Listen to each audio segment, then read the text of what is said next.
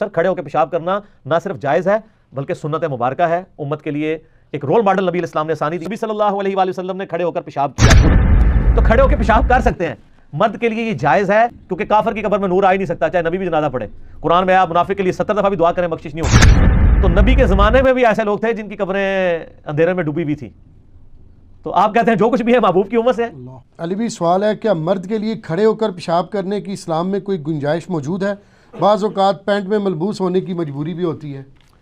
گنجائش نہیں ہے، سنت ہے سر مرد کے لیے کھڑے ہو کے پیشاب کرنا، جی صرف مرد کے لیے۔ صحیح بخاری میں حدیث موجود ہے، صحیح مسلم میں موجود ہے کہ نبی صلی اللہ علیہ وآلہ وسلم ایک دفعہ مدینہ شریف کے باہر گندگی کے ڈھیر کے پاس آئے اور آپ نے کھڑے ہو کر پیشاب کیا۔ ٹھیک ہو گیا۔ جامعہ ترمذی میں ایک حدیث ہے کہ نبی صلی اللہ علیہ وآلہ وسلم کھڑے ہو کر پیشاب کرنے سے منع فرماتے تھے۔ اس کے ساتھ امام ترمذی نے جامعہ ترمذی میں کامنٹس کیے ہیں کہ یہ منع فرمانا تادیب کے طور پر تھا، ادب سکھانے کے طور پر تھا، حرام کے طور پہ نہیں تھا، جواز موجود ہے۔ اور پھر امام ترمذی نے اگلا باب باندھا ہے، پہلا باب باندھا ہے کھڑے ہو کے پیشاب کرنے کی ممانعت، اگلا باب باندھا ہے کھڑے ہو کر پیشاب کرنے کا جواز، اور اس میں وہ بخاری مسلم والی حدیث ہی لے کے آئے ہیں کہ نبی صلی اللہ علیہ وآلہ وسلم نے کھڑے ہو کر پیشاب کیا خود۔ اچھا، تو اس سے پتہ چلا کہ مرد کے لیے کھڑے ہو کر پیشاب کرنا جائز ہے اگر اس کے جسم پر چھینٹے نہ پڑے۔ اصل ایشو ہے چھینٹے پڑنے کا۔ اگر بیٹھ کے بھی آپ ایسی جگہ پہ پیشاب کر رہے ہیں کہ وہاں پہ پتھریلی زمین ہے اور پیشاب کے چھینٹے آپ کے اوپر پڑیں گے تو پھر بیٹھ کے پیشاب کرنا تو گناہ ہو جائے گا، کھڑے ہو کر پیشاب کرنا بہتر ہو جائے گا کہ تھوڑا اس سے دور تو رہیں گے نا آپ، تھوڑی بلندی پہ کھڑے ہو کے۔ تو اصل تھیم ہے پیشاب کے چھینٹوں سے بچنا، جو بخاری مسلم دونوں میں حدیث ہے نا کہ نبی صلی اللہ علیہ وآلہ وسلم 2 قبر والوں کے پاس سے گزرے اور رک گئے، فرمایا ان 2 قبر والوں کو عذاب ہو رہا ہے، اور کسی بڑی وجہ سے نہیں، ایک چگلی سے نہیں بچتا تھا، دوسرا پیشاب کے چھینٹوں سے نہیں بچتا تھا۔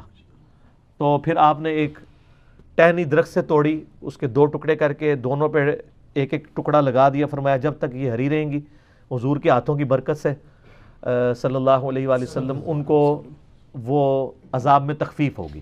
یہ نہیں ہے کہ ہمارے ٹہنی لگانے سے بھی ہو جائے گی، ٹہنی لگا سکتے ہیں، ضرور لگائیں، لیکن یہ امید تو صرف نبی الاسلام کے لیے۔ وہ مسلم شریف میں حدیث ہے، بخاری میں بھی کچھ حصہ ہے کہ ایک مدینہ شریف میں عورت تھی جو مسجد نبوی کی صفائی کیا کرتی تھی، حبشی کالی عورت، فوت ہو گئی، 3-4 دن گزر گئے، نبی الاسلام نے فرمایا وہ عورت نہیں نظر آ رہی، صحابہ نے کہا یا رسول اللہ تو فوت ہو گئی ہے۔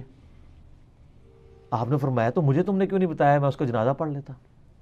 آج کا مسلمان ہوتا کہتا ہے حضور آپ تو حاضر و ناظر ہیں، اس کی قبر سے ہو کے آئے ہوں گے۔ سر یہ جعلی عقیدت تسی بنائے نے، یہ بھی رزلٹ نکلتا ہے اس سے۔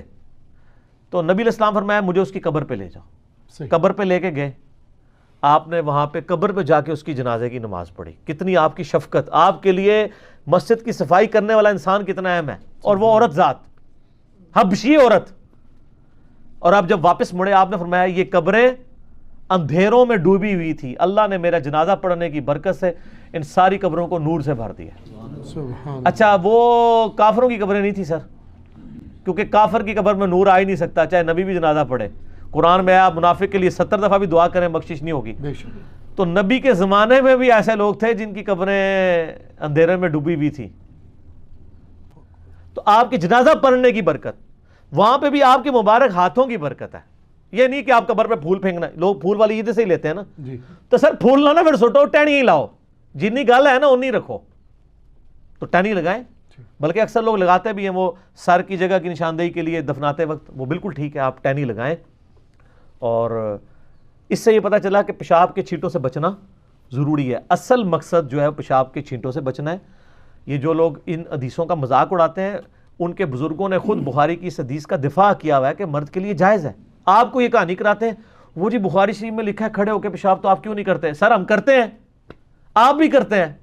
آپ جب کھڑے ہو کے شاور کے نیچے غسل کر رہے ہوتے ہیں تو کیا آپ کے پیشاب کے قطرے نکلتے ہیں تو آپ کپڑے پہن کے باہر نکل کے ٹوائلٹ میں جا کے پیشاب کر کے واپس آتے ہیں؟ سب لوگ کھڑے ہو کے پیشاب کر رہے ہوتے ہیں، اور بچپن میں تو آپ کرتے رہے ہیں، اپنی امی سے پوچھئے گا، ٹھیک ہے؟ تو کھڑے ہو کے پیشاب کر سکتے ہیں، مرد کے لیے یہ جائز ہے۔